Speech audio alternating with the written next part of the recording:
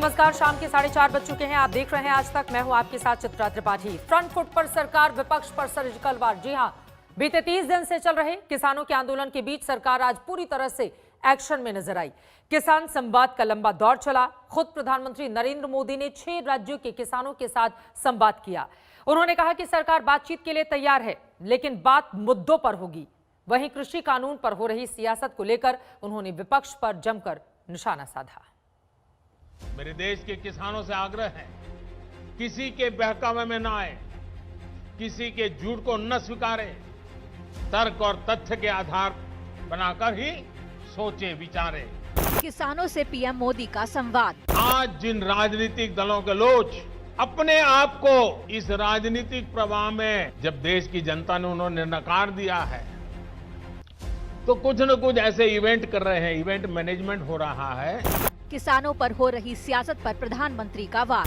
हमने लंबे समय से लटकी स्वामीनाथन कमेटी की रिपोर्ट के अनुसार लागत का 1.5 गुना एमएसपी किसानों को दिया।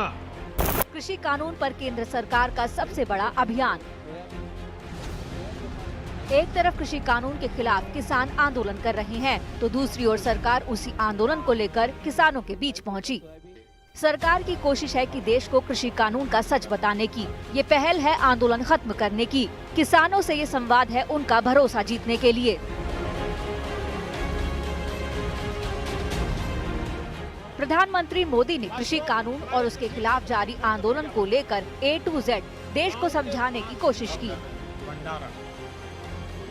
पीएम ने आज एक बार फिर से बताया कि कैसे कृषि कानून से किसानों का भला होने वाला है। साथियों, हम देश के अन्नदाता को उन्नत करने के लिए हर संभव प्रयास कर रहे हैं। जब आपकी उन्नति होगी तो पूरे राष्ट्र की उन्नति तय है। सिर्फ आत्मनिर्भर किसान ही आत्मनिर्भर भारत की नींव डाल सकता है। मेरे देश के किसान स्वीकारें, तर्क और तथ्य के आधार बनाकर ही सोचे विचारे। किसानों को मनाने की सरकारी कोशिशें जारी है। उन्हीं कोशिशों में से एक है किसानों से सीधा संवाद। सरकार ने देश के तमाम हिस्सों में किसानों के बीच जाना बेहतर समझा। प्रधानमंत्री मोदी ने इसकी कमान संभाली। उन्होंने 6 राज्यों के किसानों से नए कृषि कानून पर राय जानी। फिर उन्होंने देश को बताया कि कैसे कृषि कानून के नाम पर विपक्ष सियासत कर रहा है।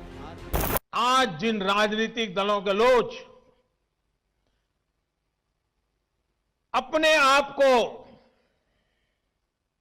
इस राजनीतिक प्रवाह में जब देश की जनता ने उन्होंने नकार दिया है, तो कुछ न कुछ ऐसे इवेंट कर रहे हैं, इवेंट मैनेजमेंट हो रहा है, ताकि कोई सेल्फी ले ले, कोई फोटो छप जाए, कहीं टीवी पर दिखाई दे और उनकी राजनीति चलती जाए। अब देश ने उन लोगों को भी देख लिया है। ये देश के सामने एक्सपोज हो गए हैं। स्वार्थ की राजनीति का एक भद्दा उदाहरण हम बहुत बारीकी से देख रहे हैं। जो दल पश्चिम बंगाल में किसानों के हित पर कुछ नहीं बोलते, वो यहां दिल्ली के नागरिकों को परेशान करने पर लगे हुए हैं। क्यों आप दोगली नीति लेकर के चल रहे हो? कांग्रेस का नाम लिए बगैर पीएम मोदी ने पूछा कि आज किसानों के हित का राग अलापने वाले तब कहां थे जब उनकी सरकार थी। कई दल ऐसे भी हैं जो इन्हीं कृषि सुधारकारों के पक्ष में रहे हैं। उनके लिखित बयान भी हमने देखे हैं। वो आज अपनी कही बात से ही मुकर गए हैं। उनकी भाषा बदल गई है। वो राजनीतिक नेता जो किसानों को भ्रमित करने में जुटे हुए हैं, जिनकी लोकतंत्र में रत्ती भर भी श्रद्धा नहीं है, वो विश्वास ही नहीं करते डेमोक्रेसी में। दुनिया के कई देशों में उनका परिचय है लोगों को। लगातार हो रही सियासत के बीच प्रधानमंत्री ने विपक्ष पर झूठ का बाजार लगाने का आरोप मढ़ा। कहा कि किसानों के बीच जानबूझकर भ्रम फैलाया जा रहा है। मैं आपको फिर ध्यान दिलाना चाहता हूं, इन कानूनों को लागू हुए कई महीने बीत गए हैं। क्या आपने देश के किसी एक कोने में एक भी मंडी के बंद होने की खबर सुनी है? जहां तक एमएसपी का सवाल है, हाल के दिनों में सरकार ने बहुत सी फसलों का न्यूनतम समर्थन मूल्य भी बढ़ा दिया है। ये कृषि सुधारों के बाद भी हुआ है, नए कृषि कानूनों के बाद भी हुआ है।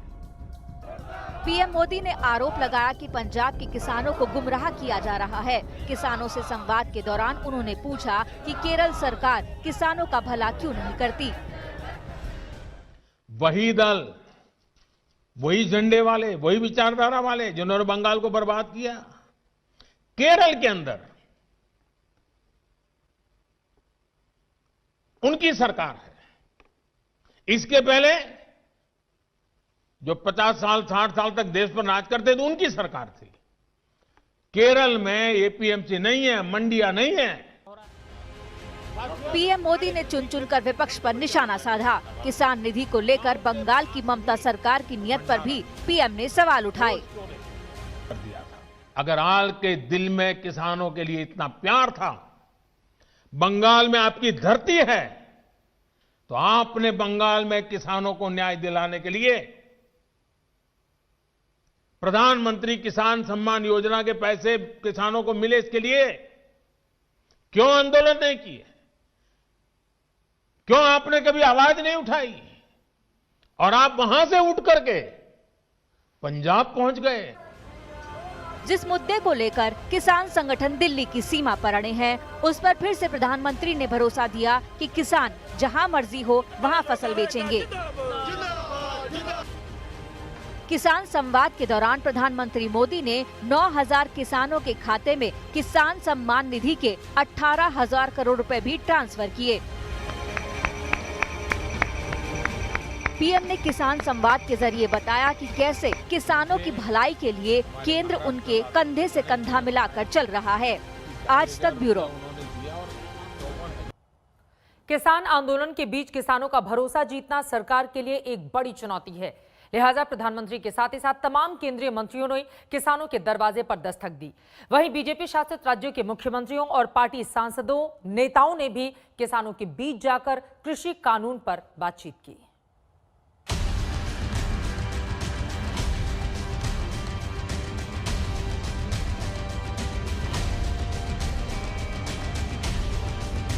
उन लोगों को भी जो हमारे घोर विरोध करने पर तुले हुए, उनको भी कहता हूं, मैं नम्रता के साथ कहता हूं, हमारी सरकार किसान हित में उनसे भी बात करने के लिए तैयार है, लेकिन बात मुद्दों पर होगी, तर्क और तथ्यों पर होगी। दिल्ली की सीमा पर बैठे किसानों को पीएम मोदी ने बातचीत का पैगाम सुनाया। उन्होंने बता दिया कि सरकार की नीति बदलेगी नहीं और नीयत हमेशा से साफ रही है। किसानों की भलाई ही केंद्र का इरादा है। लागत का 1.5 गुना एमएसपी किसानों को दिया। पहले कुछ ही फसलों पर एमएसपी मिलती थी, हमने उनकी भी संख्या बढ़ाई। पहले एमएसपी का ऐलान अखबारों में छोटी सी जरा जगह बनाना खबर के तौर पर छपता था। हम आज एमएसपी पर रिकॉर्ड सरकारी खरीद कर रहे हैं। किसानों की जेब में एमएसपी का रिकॉर्ड पैसा पहुंच रहा है। पीएम मोदी का किसान संवाद करीब 1.5 घंटे तक चला। उनके संबोधन से कई बातें साफ हो गई।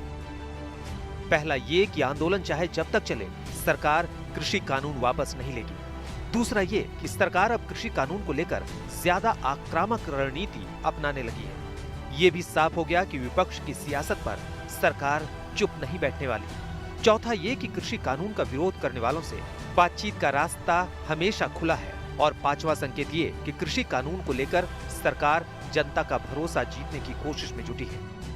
मैं आंदोलनकारी किसान भाइयों को कहना चाहता हूं, भारत सरकार ने जो नए कानून बनाए हैं वह किसानों के जीवन स्तर में बदलाव लाने वाले हैं, किसान को स्वतंत्रता प्रदान करने वाले हैं, किसान की माली हालत सुधारने वाले हैं।